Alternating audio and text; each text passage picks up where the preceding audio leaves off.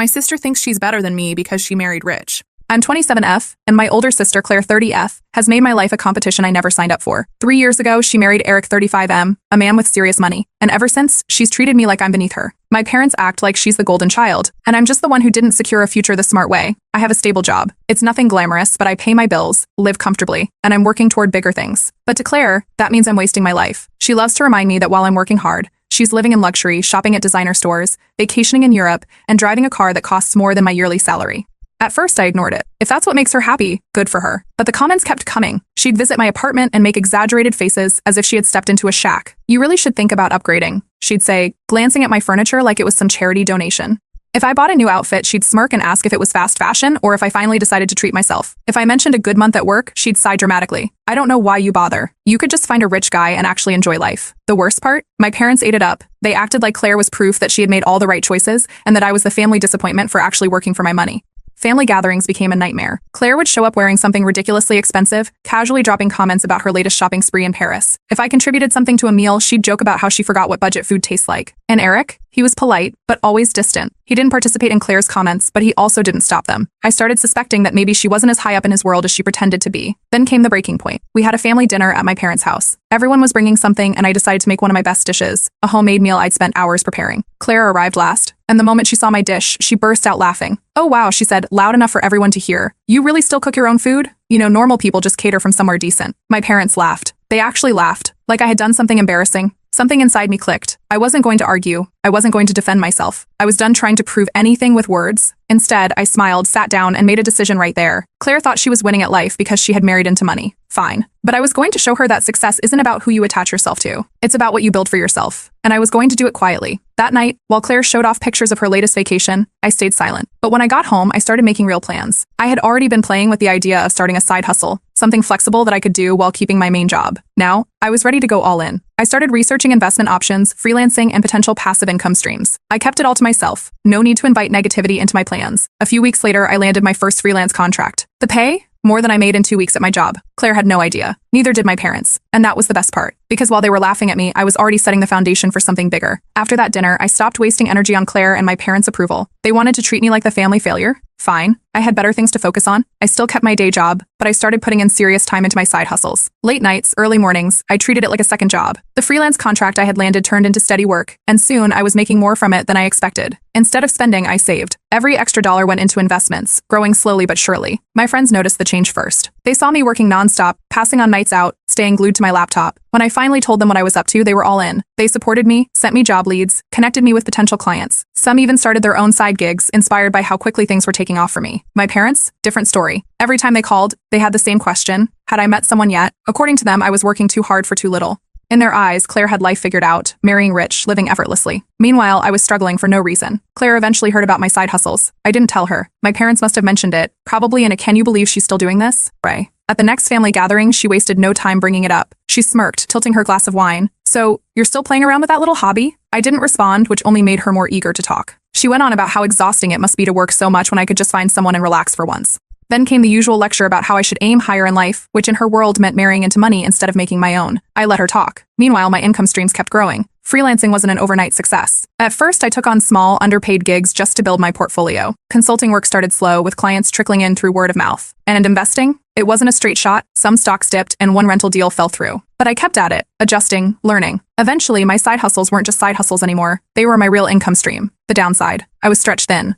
Juggling a full-time job and side hustles wasn't easy. There were nights I barely got any sleep, weekends that disappeared into work, but the results kept me going. Claire, on the other hand, kept flaunting her luxury lifestyle. Designer bags, high-end restaurants, 5-star vacations. Every time she posted something, my parents practically applauded. At a Sunday dinner, she bragged about spending an embarrassing amount on a shopping spree in Milan. My mom gasped in admiration.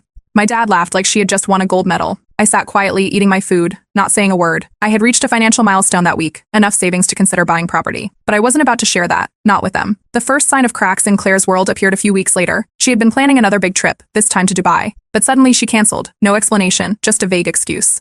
Then a family friend casually mentioned something odd. Claire and Eric had been arguing a lot lately, and not the usual bickering. Full-blown fights. Claire's attitude toward me shifted too. The jabs became sharper, more frequent.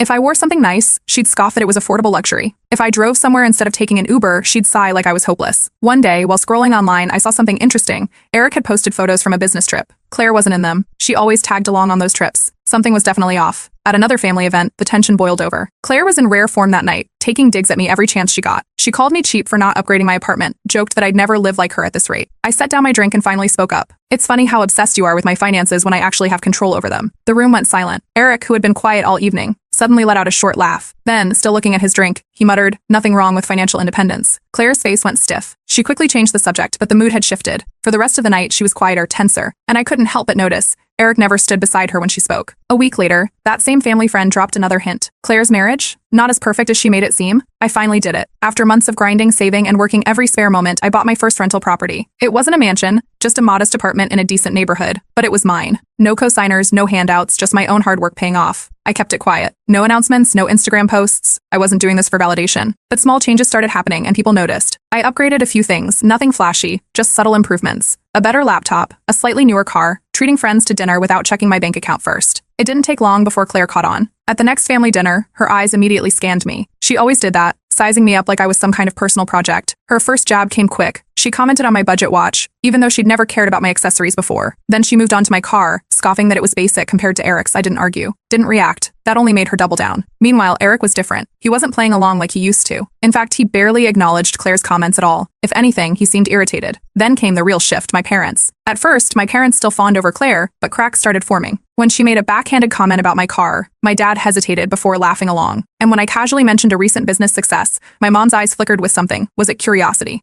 Maybe, just maybe, they were beginning to realize I wasn't the failure they had painted me to be. My mom, usually the first to brush me off, actually asked about my work. Claire's smile didn't quite reach her eyes. A few weeks later, the cracks in her perfect life became impossible to ignore. It started with something small, Claire casually mentioning that Eric had been annoying about money lately. She tried to laugh it off, but there was an edge to it. Then came the canceled trips. First, it was Dubai, then Paris. Trips that Claire would usually flaunt all over social media just weren't happening. Instead, she was around more, hanging out at our parents' house more. And for someone who supposedly had an endless flow of wealth, she sure seemed fixated on what I was doing. One night, I took a weekend trip to a nice hotel. Nothing extravagant, just a little getaway for myself. I didn't post about it, but when my mom casually mentioned it in passing, Claire's reaction was instant. She wanted details. Where I stayed, how much I paid, what I did.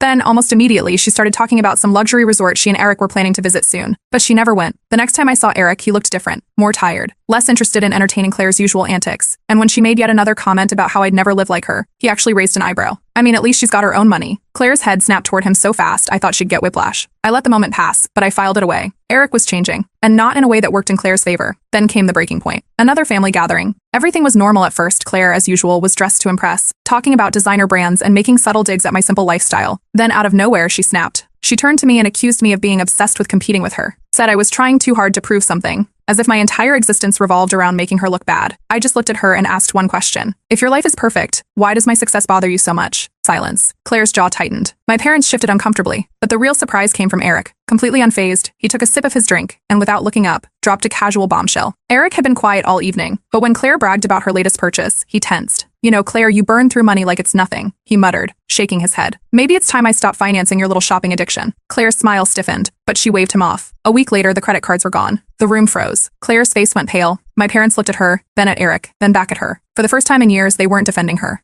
She stormed out after that. No dramatic speeches, no clever comebacks, just pure humiliation. And for the first time ever, I didn't feel like the family failure. I felt like the one who had won. After that night, word spread fast. Claire, the untouchable, the golden child, the one who married well, wasn't as financially secure as everyone thought. At first, it was just whispers. A canceled trip here, a sudden budget-friendly restaurant choice there. The same family members who used to envy her now asked quiet questions. Then came the confirmation. I ran into Eric at a business networking event. We had never really spoken one-on-one before, but this time he approached me. After some small talk, he casually mentioned that he had to cut Claire off financially. No more unlimited shopping sprees, no more extravagant vacations, no more throwing money at luxury just because she could. She had burned through an absurd amount of money, recklessly, carelessly, without a second thought. He finally put a stop to it. My parents refused to acknowledge what was happening. Every time someone brought up Claire, they insisted she was fine, that marriages go through ups and downs, and that Claire and Eric are just figuring things out. But their concern was obvious. The nervous glances, the way they changed the subject when her name came up. They were worried. Claire, on the other hand, refused to let her image crack. She still wore designer outfits, still talked about expensive plans. But the details weren't adding up. The trips never happened. The new purchases weren't really new. Her stories became more exaggerated, as if saying it out loud would make it real. Meanwhile, my investments were growing. With my rental property making steady income, I expanded my freelancing, made smarter financial moves, and started planning for something I never thought possible: early retirement. Claire must have noticed. Out of nowhere, she started being nice to me. Not just regular nice, overly nice, complimenting my hard work, asking vague questions about my money strategies. At first, I assumed it was part of her usual mind games. Then she got specific. She started bringing up how family helps each other and how sometimes people just need a little support to get back on track. I let her talk. Then, after one particularly forced conversation, she finally got to the point. She needed money. She phrased it carefully, not as a loan but as help. Something small, just to tide her over, just until things settled down. I told her no. She didn't take it well. First, she laughed like I was joking. Then when she realized I wasn't, her whole demeanor shifted. She scoffed, rolled her eyes, said something about family loyalty. I didn't argue. I didn't explain. I just told her the truth. Financial responsibility is a choice. A week later, rumors started circulating. Claire and Eric were separating. At first, it was hard to believe. For years, Claire had built her entire personality around her perfect marriage, but the signs had been there all along. Eric had been pulling away. He stopped playing along with her games. He stopped indulging her. He stopped being part of the show. And now he was done. One night, Claire showed up at my door. Her makeup was smudged, her hair a mess, and for the first time in years, she wasn't wearing expensive designer clothes. She said she was losing everything. She talked about how hard things had been, how she needed support, how I couldn't possibly understand what she was going through. Claire had been trying to act composed, but her messages became frantic. I don't know how to get out of this, she admitted one night. I don't have a plan. She tried to play it cool at first, but the cracks were widening. And then, when she finally showed up at my door, it wasn't just anger in her eyes, it was pure panic. But I wasn't going to fix her mess. I told her the same thing I had before. She had spent years treating money like an unlimited resource. Now she was dealing with the consequences. She left angry. The next morning, I found out she had started telling people that I was selfish, that I had turned my back on family, that I didn't care what happened to her. My parents took her side immediately. They called, texted, tried to guilt trip me. They said I was cruel, that money isn't everything, that Claire just needed a little help to get back on her feet. I ignored every single message. That was the moment I walked away from the golden child narrative. I had spent years being compared to Claire, treated like I wasn't good enough because I didn't marry rich, didn't live in luxury, didn't play the role they expected me to play. But now, Claire was the one struggling. And I was free. Claire finally hit the point she never thought possible, rock bottom. The divorce was official. Eric was done, and without him, everything collapsed. Claire's downfall wasn't immediate, but the signs were there. First, it was little things, subtle cutbacks, avoiding certain events. Then, her Instagram posts became more about cherishing simple things rather than flaunting luxury. When she lost the house, she played it off as downsizing, but eventually she couldn't fake it anymore. The apartment was gone. The car, repossessed. And there was no backup plan. The expensive car, repossessed. The credit cards, canceled. She had no savings, no assets, nothing to fall back on. Instead of taking responsibility, she played the victim. My parents, of course, welcomed her back with open arms. Instead of telling her to get a job, they coddled her. They let her move back into her old bedroom, acting like this was some temporary setback instead of the natural consequence of her choices. Meanwhile, my life kept moving forward. I upgraded my apartment, not anything extravagant, just something better suited to my growing financial success. I continued investing, and for the first time, I started mentoring others on financial literacy, helping people avoid the exact mistakes Claire had made. That's when Claire suddenly changed. She started acting humble, pretending to be grateful for a fresh start. She talked about learning from her mistakes, about rebuilding her life from the ground up. At first, it seemed like maybe she had finally grown up. But the act didn't last long. She started hinting at needing a little help. At first, it was small things, comments about how difficult it was adjusting to a normal life again, how she just needed some time. Then it escalated. She brought up the idea of staying with me for a while, just until she got back on her feet. Then she casually mentioned needing a small loan to help her start fresh. I shut it down immediately. I told her point blank that she needed to get a job, that plenty of people work their way back up from worse situations, that she wasn't entitled to anyone's money. She didn't argue. Instead, she started playing a different game, pretending she was trying. She talked about how she was applying for jobs, how she was really making an effort, except no interviews ever happened. No follow-ups, no actual work. My parents ate it up. They kept pressuring me, calling me cold, saying family helps family. They insisted Claire just needed one break, that I should give her a chance. I didn't budge. Then, the final betrayal. Claire had started dropping hints. You must be doing really well with all those investments, she said one day, eyeing my laptop screen. Another time, she laughed nervously and joked, if only I had your credit score. I thought nothing of it, until a month later, when my bank called about a suspicious loan application in my name. Claire had stolen my identity. She had used my personal information to take out a loan, assuming I wouldn't notice. I immediately confronted her. At first, she denied everything. Then, when she realized I had proof, she tried to justify it, talking about how desperate she was, how I had so much and she had nothing. I didn't waste time arguing. I filed the fraud report. Claire was officially forced to deal with the legal consequences. My parents were furious, but not at her. They called me heartless. They screamed about how I had ruined her life over a mistake. They acted like I was the villain for protecting myself. That was it for me. I cut them all off. No more messages, no more visits, no more being the family scapegoat. Claire had spent years looking down on me. Now she was the one struggling, and for the first time in my life, I was free. Claire avoided jail time, but the damage was done. She was forced into a repayment plan. Her credit was destroyed, and she couldn't take out a loan for anything. No luxury apartments, no designer splurges, not even a basic basic car lease. She went from flaunting unlimited wealth to scraping by, and for someone who had spent her whole life looking down on normal people, it was a harsh reality check. But instead of taking responsibility, she did what she always did, blamed everyone else. First, it was Eric's fault for cutting her off. Then, it was my fault for refusing to help family. Then, when that story didn't get her the sympathy she wanted, she turned on our parents, accusing them of failing her when she needed them most. Meanwhile, my parents were busy with their own damage control. They tried to spin the narrative to make me look like the villain, the heartless sibling who turned his back on family, the one who punished Claire instead of showing compassion. But it didn't work. Extended family and mutual friends weren't blind. They had seen Claire's behavior for years. They saw how she had treated me, how she had burned through Eric's money, how she had never lifted a finger to help herself. The more my parents tried to make me the bad guy, the more people sided with me. And without their toxicity dragging me down, my life only got better. I focused entirely on my goals, expanding my investments and growing my portfolio. I worked harder, smarter. And then it happened, the milestone I never expected to hit so soon. A major investment deal came through, and with it, I officially hit millionaire status. It wasn't about the number itself.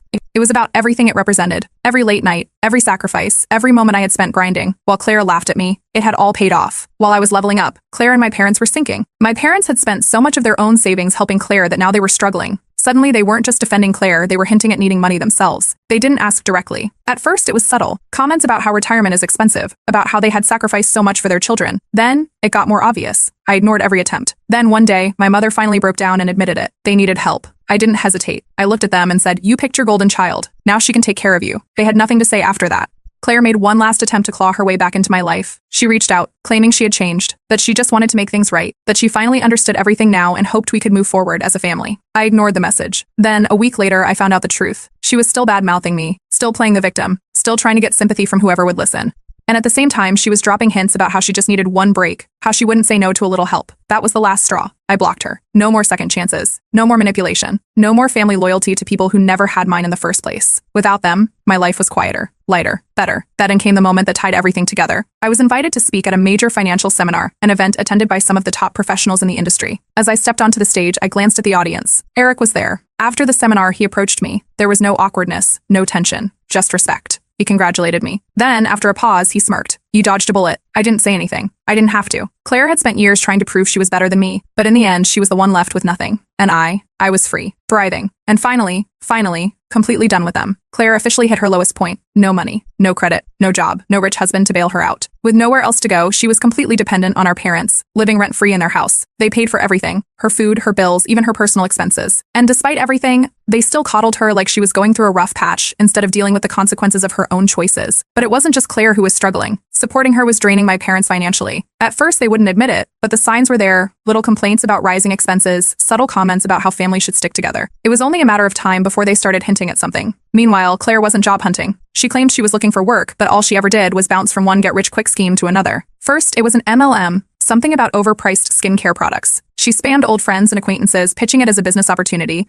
acting like she was about to make 6 figures from home. That failed. Then, it was some investment scheme she found online, promising passive income with minimal effort. She sank what little money she had left into it. That failed too. Next, she resorted to online sob stories. She posted vague, emotional messages on social media about how tough life had been, about how she was rebuilding after being betrayed. She carefully left out the details. At first, some people fell for it, sending sympathy messages, offering support. But as time passed, even they started catching on. Her online glamorous life didn't match reality. She continued posting old photos, recycled luxury vacation pictures, high-end restaurant shots, desperately trying to keep up the illusion. But people weren't stupid. They noticed. Mutual friends started calling her out, asking why she was constantly reminiscing about the past instead of sharing anything new. Her reputation crumbled. Friends who used to admire her lifestyle distanced themselves. People who once envied her stopped returning her calls. She wasn't a socialite anymore. She was just someone who only reached out when she needed something. Then came the setup. My parents invited me over for dinner. At first, it seemed normal, small talk, casual conversation. Then halfway through, the real reason became obvious. They wanted money. They weren't direct about it at first, just comments about how families should support each other, about how Claire just needed a little help getting back on her feet. Then,